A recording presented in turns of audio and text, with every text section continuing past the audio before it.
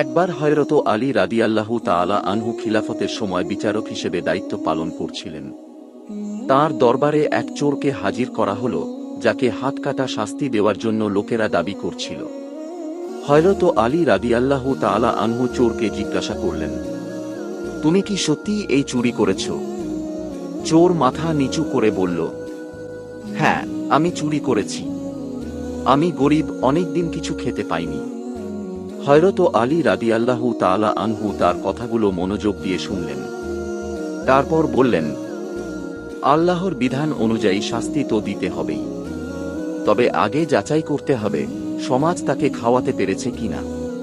তিনি লোকজনের দিকে তাকিয়ে বললেন, একজন ব্যক্তি যদি না খেয়ে থাকে আর সমাজ তাকে সাহায্য না করে, তবে চুরির দায় শুধু তার নয়, সমাজেরও আছে।